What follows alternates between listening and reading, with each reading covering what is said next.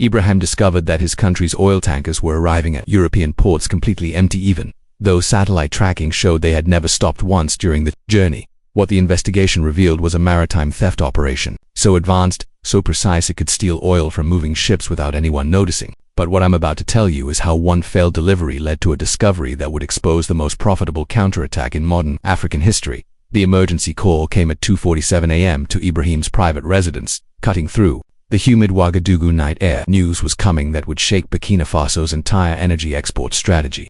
Crickets chirped faintly in the background. From the distance, the call to prayer began to echo from a nearby mosque. Then silence, broken only by the tense voice of Maritime Minister Captain Salif Savago. His voice was tight with disbelief, worn thin by the emergency calls he'd been fielding from European ports. "Mr. President," Captain Savago said, his voice cracking with a mix of professional embarrassment and sheer exhaustion, "I'm calling about the Rotterdam delivery that was scheduled to dock this morning. The tanker arrived on schedule, but when European inspectors boarded for routine cargo verification, they found the ship completely empty. No oil, no residue, nothing." Ibrahim felt his blood freeze. The implications hit him like a wall. He reached for the bedside lamp and clicked it on, bathing his private quarters in warm light as the weight of the crisis settled over him. The tanker Burkina Star had been carrying 2.3 million barrels of crude oil worth $187 million, funds desperately needed for a new hospital construction program that would serve rural communities across the country. "Wait until you hear what Ibrahim discovered about who was really behind these thefts, Captain. This makes no sense," Ibrahim said, now fully awake and pacing his bedroom in traditional cotton sleeping clothes. "Standard maritime protocol requires continuous cargo monitoring. Satellite tracking shows the ship never deviated from its route, never stopped, never contacted any other vessels. How can 2.3 million barrels of oil simply vanish from a moving ship?" "That's exactly why I'm calling at this hour, sir," Salif replied. "According to Lloyd's of London tracking data and our own GPS monitoring, the Burkina Star traveled directly from TMA port in Ghana to Rotterdam in exactly 14 days. No deviations. The crew reported normal operations, steady pressure readings, standard ballast adjustments, typical fuel consumption. Everything checked out. But when European inspectors opened the cargo holds this morning, they found them bone dry. No trace that oil had ever been present." His fears proved justified faster than anyone could have anticipated. At 6:23 a.m., just 3 hours after the Rotterdam Schokkenburg Port Authority called with identical news, the Vault of Pride had arrived completely empty. And again, satellite monitoring showed an uninterrupted voyage from Tikariti port in Ghana to massive oil thefts. In one morning, the pattern was undeniable and terrifying. Someone had developed technology capable of siphoning off millions of barrels of oil from moving ships without alerting crews, satellites, or any maritime authorities. But what came next, what Ibrahim did next, would show the world that African leadership could not only match the sophistication of the world's most advanced piracy operations, it could outmaneuver them, and in doing so, generate a level of profit and power that no one had ever seen coming. Rather than publicizing the thefts and risking panic in the oil export market, Ibrahim activated a classified maritime security protocol, one that would quietly transform a devastating loss into the most profitable intelligence operation in African history. Working alongside naval security experts from Nigeria and Ghana, Burkina Faso began discreetly outfitting its oil tankers with cutting-edge monitoring systems. These weren't just meant to detect the thefts. They were designed to trace the entire financial web behind them, every dollar, every ship, every hidden player. The breakthrough came 3 weeks later. Surveillance vessels picked up what maritime experts would later call the most technically advanced theft operation in the history of shipping. Captain Aisha Munsa, commanding the Ghanaian naval vessel Invisible Guardian, on loan to the Joint Task Force, was the one who observed it using military-grade underwater sonar and surface radar systems. "Mr. President," Captain Mensah reported through encrypted naval communications, "we've observed a coordinated operation involving 3 modified vessels.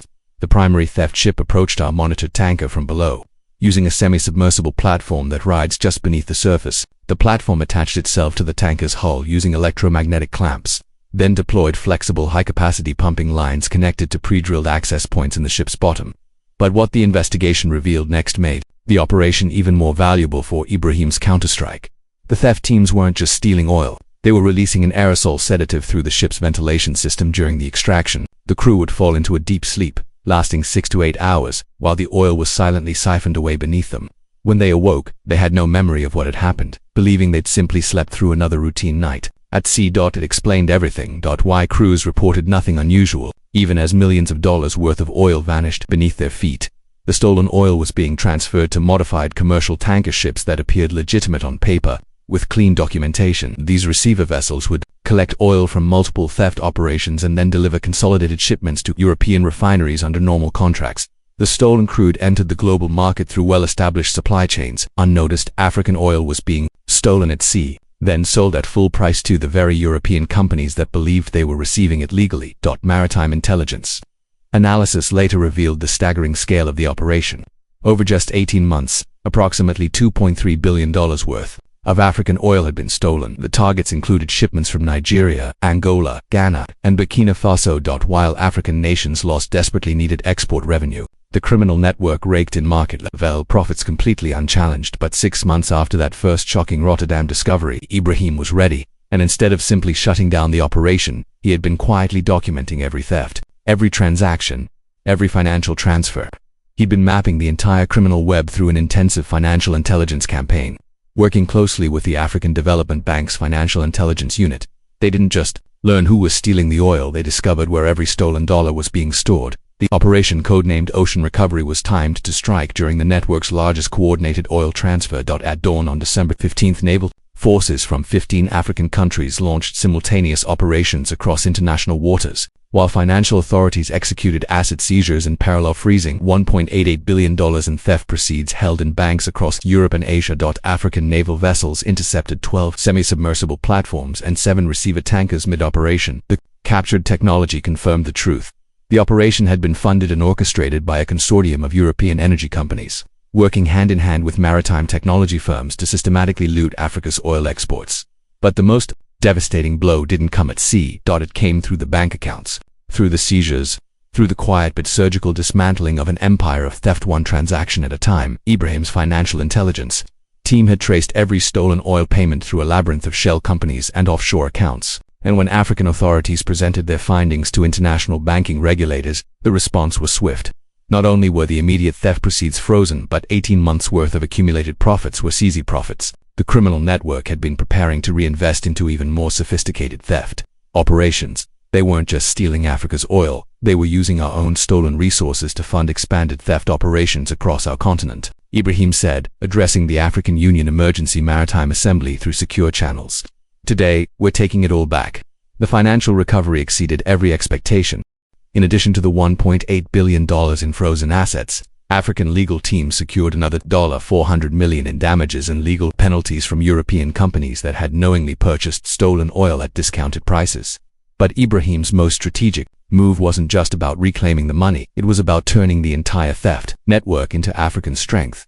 The captured semi-submersible technology once used to siphon oil in the dark was repurposed for legitimate underwater infrastructure, inspection and maintenance. The former receiver tankers were integrated into an African-controlled shipping fleet, reducing dependence on European maritime companies and the financial intelligence systems developed during the investigation. They became permanent, powerful tools that now safeguard Africa's economies from exploitation not only in oil but across multiple industries. Captain Savago, whose midnight call had first exposed the theft network, was promoted to Director of African Maritime Security. He now leads the Continental Naval Cooperation, a unified force that protects African shipping lanes and generates legitimate revenue through maritime security services.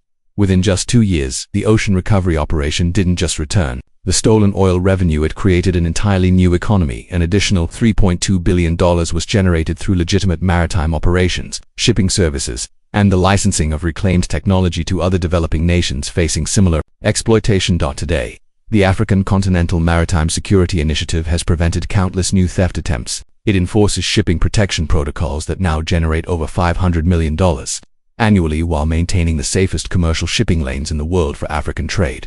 What began with an empty oil tanker became the foundation of Africa's the most profitable ocean security program, a story that proved something deeper, that sometimes the most powerful response to theft isn't just recovery, it's transformation that's turning criminal infrastructure into engines of African prosperity. Because the most meaningful victories in the fight for economic sovereignty are not always won through force but through precision, intelligence, and a vision that sees opportunity even in betrayal.